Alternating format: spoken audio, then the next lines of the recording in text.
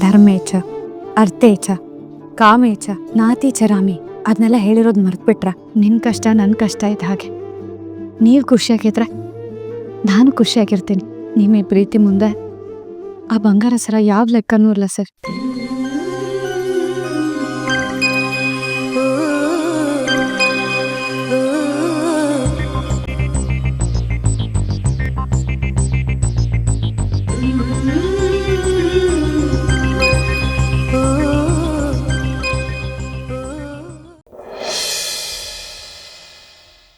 ನಾನ್ ಕೊನೆಗೂ ನೀವು tick time ಕಂಡಿಡ್ದ್ಬಿಟ್ಟೆ. Wow, ಹೌದಾ? ಈಗ ಹೇಳಿ ಹೆಂಗೆ ನಾವು? I love you. ಅಯ್ಯಯ್ಯ ಅಮ್ಮಿಯವ್ರೆ, ಇನ್ನ ಒಂದ್ ಸರ್ಪ್ರೈಸ್ ಅದೇ. Register book ಎತ್ತಾಕೊಂಬಂದ್ಬಿಟ್ಟಿವನೇ. ಜೋಗಿ ಅವರೇ, ನನಗೆ ದಾಹ ಆಗ್ತಿದೆ, ಸ್ವಲ್ಪ ನೀರು ತರ್ತೀರಾ? ತರ್ತೀನಿ, ಅದಕ್ಕೇನಂತೆ, ತಕೊಳ್ಳಿ, ಬಿರ್ನ ಬಂದ್ಬಿಡ್ತೀನಿ. ಇವ್ರು ಬರೋದ್ರೊಳಗಡೆ ಅವ್ರ ಜನ್ಮ ರಹಸ್ಯ ಏನು ಅಂತ ತಿಳ್ಕೊಬೇಕು. ಹಾ, ಸಿಕ್ತು. ಇದೇನಿದು? ಭೈರಾದೇವಿ ಅಂತ ಇದೆ.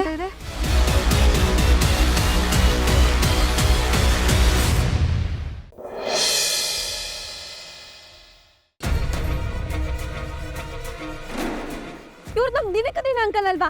ಅಂಕಲ್ ದಿನಕದಿನ ಅಂಕಲ್. ಅಂಕಲ್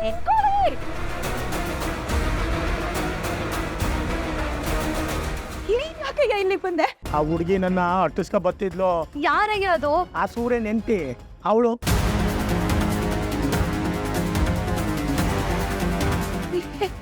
ಮೀನಾ ಬಂದೇ ಬಿಟ್ಲು ಕಡೆ.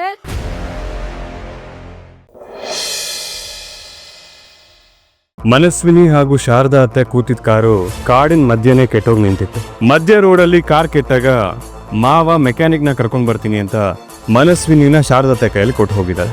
ಮಾವ ಅಲ್ಲಿಂದ ಹೊರಟಿ 5 ರಿಂದ 10 ನಿಮಿಷಕ್ಕೆ ಯಾರೋ ಅಲ್ಲಿಗೆ ಬಂದಿದ್ದಾರೆ. ಕಾರ್ ಎಂಟ್ರಿ ಆಗೋ ಜಾಗದಲ್ಲಿ ಚಿಕ್ಕ ಪೊಲೀಸ್ ಚೌಕಿ ಇರಲೇಬೇಕು. ಅಲ್ಲಿ ಯಾವ್ಯಾವ ಗಾಡಿಗಳು ಎಂಟ್ರಿ ಆಗಿರುತ್ತೋ ಅದ್ರ ಎಲ್ಲಾ ರಿಜಿಸ್ಟ್ರೇಷನ್ ನಂಬರು ನೋಟ್ ಆಗಿರುತ್ತೆ. ಇದನ್ನ ನಾಳೆ ಬೆಳಿಗ್ಗೆಯಿಂದನೇ ನಾನು ಇನ್ವೆಸ್ಟಿಗೇಷನ್ ಮಾಡ್ತೀನಿ.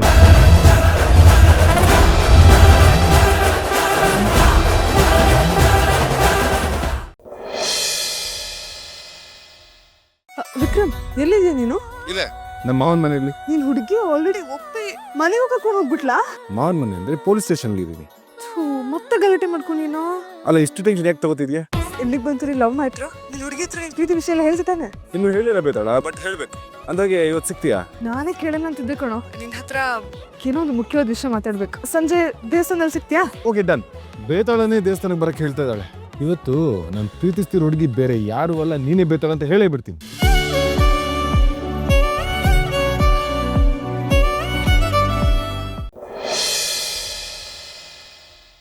ಅಕ್ಕ, ನಾವು ಫೋನ್ ಮಾಡ್ತಾ ಇದ್ದಿದ್ದು ನಿಮ್ಮ ಹತ್ರ ಒಂದು ಇಂಪಾರ್ಟೆಂಟ್ ವಿಷಯ ಹೇಳೋದಕ್ಕೆ ಅಕ್ಕ. ಏನದು ಬಿಂದು? ನಿಶಿ ಇಷ್ಟು ದಿನ ರಾಯಲ್ ಆಗಿ ಬದುಕ್ತಿದ್ದಕ್ಕೆ ಫೈನಾನ್ಷಿಯಲ್ ಸಪೋರ್ಟ್ ಮಾಡ್ತಾ ಇದ್ದಿದ್ದು ಬೇರೆ ಯಾರೂ ಅಲ್ಲ, ಅದು ಸಂಯುಕ್ತ. ಸಂಯುಕ್ತ ಬ್ಯಾಂಕ್ ಅಕೌಂಟಿಂದ ನಿಶಿ ಬ್ಯಾಂಕ್ ಅಕೌಂಟ್ಗೆ ಲಕ್ಷ ಗಟ್ಟಲೆ ಹಣ ಬಂದಿದೆ. ಅದಕ್ಕೆ ಅವಳು ಅಷ್ಟೊಂದು ಧೈರ್ಯವಾಗಿ ಓಡಾಡ್ತಿದ್ದಿದ್ದು. ಹೌದಕ್ಕ, ಇವಾಗ ನಾವು ವಿಷಯನ ಎಲ್ಲರ ಮುಂದೆ ಹೇಳಬೇಕು.